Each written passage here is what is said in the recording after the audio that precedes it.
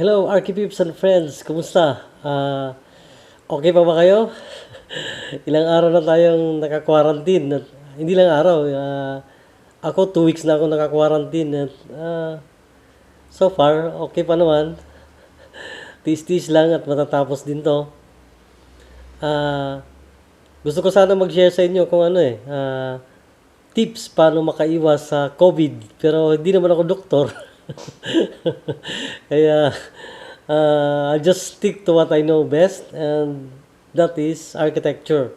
Okay, so tonight, I'm going to share to you 6 basic principles of architectural design. Okay, magkaiba ito sa elements of design na tinatawag. Kasi yung elements of design, yun yung line, shape, texture, etc. So, actually, maraming principles of design,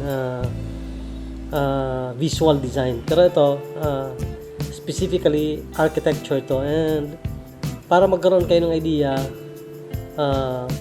how to think like an architect. Simulan natin, okay. Number 1, one principle is axis, okay. By definition, axis is an imaginary line that is used to organize a group of elements or spaces. Okay? Gawa natin ng sample sketch para mas maintindihan nyo. Okay, sabi ko nga kanina, yung axis is an imaginary line na ginagamit mo para mag-organize ng space or elements. So, pwede siyang sa floor plan. Pero halimbawa, gagawa ka sa elevation. This is your axis, yung imaginary line mo. It can be vertical or horizontal. So, halimbawa, sa isang elevation, ito yung bahay mo. So, ano yung central axis mo, madidetermine mo siya ngayon kung pwede mong ilagay dito sa left side, dito yung dorm mo, tapos dito sa kaliwa, sa kanan pala, dito yung bintana mo. See, it's just an imaginary line para ma-divide mo siya kung gagawa ka ng design. Okay? So, yun. So, the number 2, symmetry. Okay? Define ulit natin yung symmetry. Symmetry adds a sense of balance to a design. So, para siya mag-create ng sense of balance. It's either pwede siyang formal symmetry or yung informal or asymmetrical. Okay, base sa sinabi natin kanina, yung symmetry naman is para mag-create siya ng sense of balance. So, parang related pa rin ito dun sa ginawa nating axis. So, ito, symmetry. So, bawa, ito yung bahay mo. So, to create a sense of balance or symmetry, bawa, ito yung pinaka-focal point mo, yung pinto mo. Pwedeng, pag naglagay ka dito ng bintana, lagyan mo rin dito ng bintana. So, formal symmetry. Okay? Balance. Pwede ring asymmetrical. Pwede mong gawin, halimbawa, ganyan. Para may sense of balance siya, pero asymmetrical. Okay. Tapos ito naman, ganyan.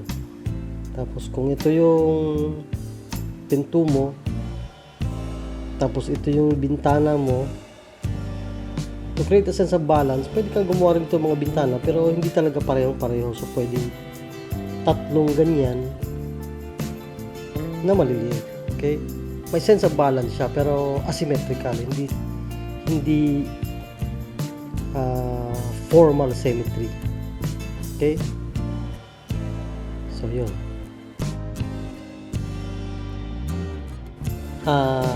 Number 3 tayo. Number 3, hierarchy. Okay? Hierarchy is identifying or organizing more important elements from other elements, minsan according to size, shape, location. So, ang importante doon, ma-priority mo. Pwede mo siyang ma-apply sa plan or pwede ma-apply mo sa elevation, sa design, facade, gano'n. So, parang ganito. Oh, this is a church. Ano yung pinaka-prominent sa isang church? Naturally, kung nakatingin ka, galing ka sa kalsada, prominent niya is yung facade. So, sa hierarchy ng design element sa isang church, priority mo yung facade. So what else? Ano pa yung priority? Ano pa yung mas importante tingin mo?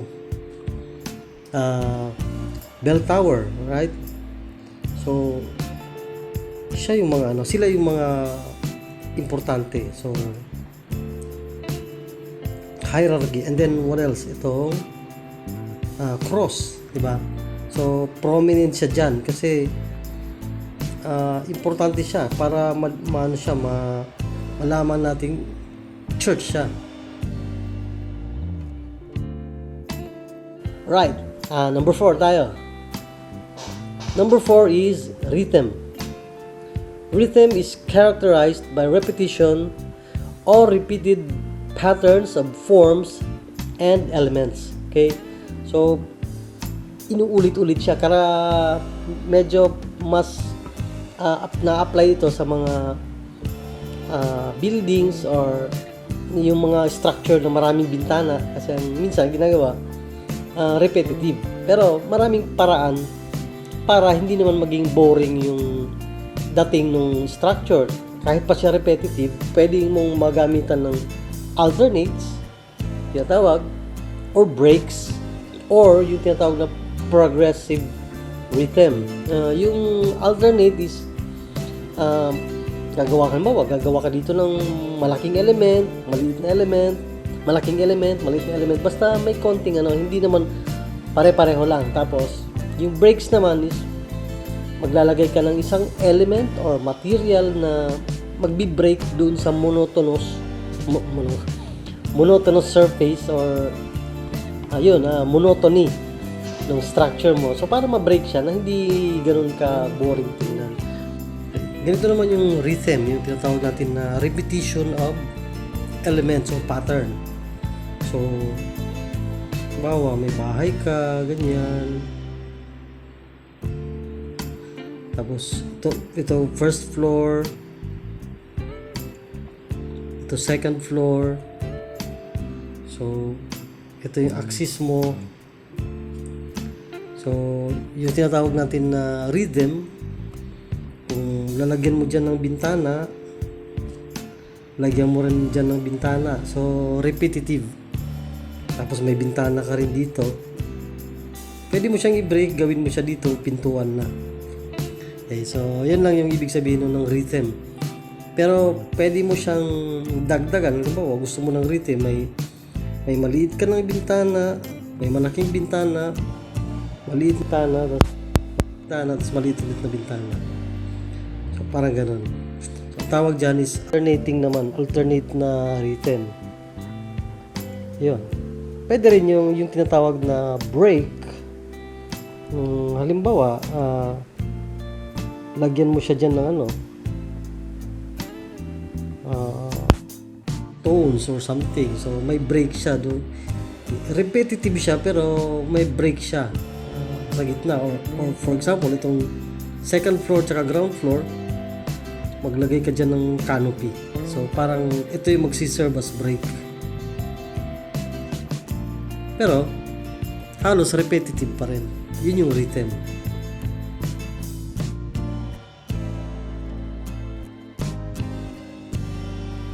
Alright.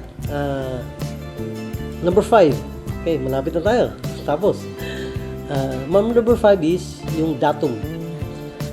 Datum is a line or form which ties together all elements of the design. So, parang siya yung element na halimbawa marami kang ginawang element para magkaroon ng sense of unity. Siya yung factor na magta-tie up dun sa maraming element na ginawa mo. So parang hindi siya kahit iba-ibang shape, iba-ibang material, pag nakita mo siya, parang may sense of unity siya. Isa sa mga most common example ng datum is yung road network. Halimbawa, sa isang bayan, ito yung kalsada niya. Ito, iba-ibang shape ng bahay, may malaki, may maliit, may triangular, may bilog, merong sunod-sunod dito, tapos dito may sobrang laki, tapos maliit ulit, triangle, ganyan, iba-ibang ano. So ito yung datum, ito yung siya yung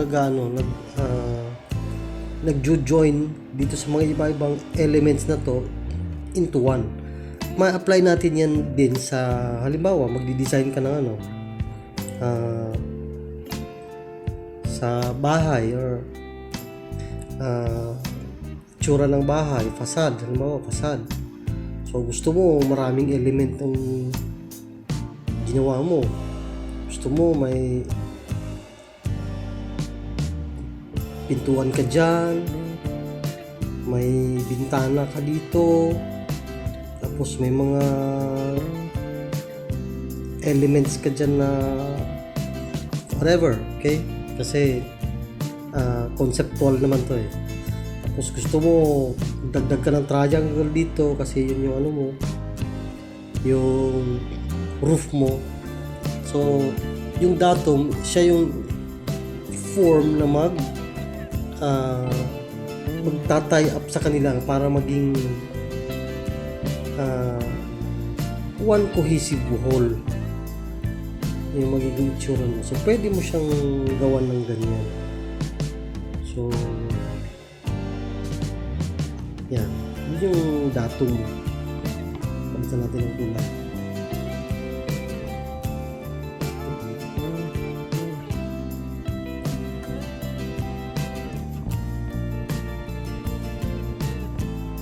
Okay.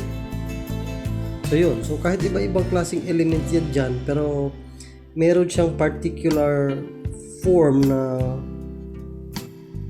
magjo-join sa kanilang lahat para mabuo yung isang one cohesive unit or design.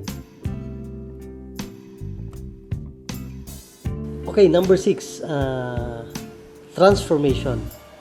Okay, so transformation, it's an architectural concept or structure altered through a series of manipulation or permutations without the loss of identity or concept. So parang variation siya ng arrangement or order to create interest, pero same pa rin na intent, same pa rin na concept. Imbes na box lang siya, na normal na box, ginawan mo ng massing na tinatawag. Halimbawa, same yung ano niya, requirement. Sabi ng kliyente doon sa isang dinner, bigyan mo ako ng 5x5 na bahay, na room, gawa siya ng room. Ang pinto, gawa siya ng pinto. 2 bintana, so gawa siya ng 2 bintana. Tapos bigyan mo ako ng kama, so gawa siya ng. Tapos merong side table, tapos carpet, so lagyan niya ng carpet. So yun yung isang approach. Pero dun sa transformation, sabi nga natin, isang approach na same requirement, yung concept niya hindi magbabago, pero matatransform siya into something more interesting. Okay. So mangyayari parang ganito. Ganun din, 5x5 na room, pinto, may isang pinto, bigyan mo ko ng 2 bintana, parang kagaya dun sa isa. So ang ginawa ng isa, pwede niyang gawing yung 2 bintana, kinumbine niya, ginawa niyang corner, diba? Tapos bed, bigyan lagyan ako ng bed. So, lagyan siya ng bed. Tapos side table. So, ikaw, ang ginawa mo, may isa kang maliit na side table, mayroon isa kang malaking, mas mahabang table. Carpet. So, ang ginawa mo sa carpet, ang hinanap mo, bilog. Diba? So, same concept, same yung requirement, pero ikaw, nagkaroon ng, yung room na ginawa mo, nagkaroon ng transformation, nagkaroon siya ng mas interesting ang naging dating. There you go. I hope may mga natutunan naman kayo.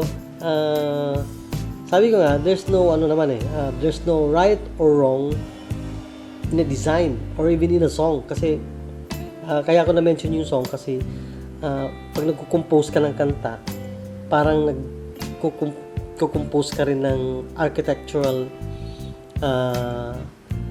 structure.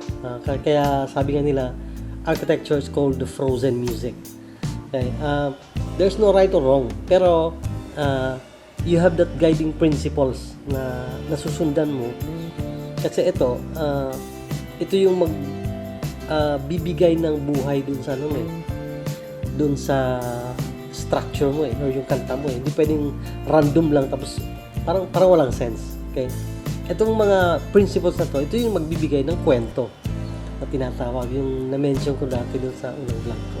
Thanks for watching once again, and please subscribe to my channel, share mo na rin, tsaka mag-like ka, mag-comment ka. Ilang araw pa ba bago matapos yung ating quarantine? So hindi ko na binibilang, pero God bless sa inyong lahat. Stay at home.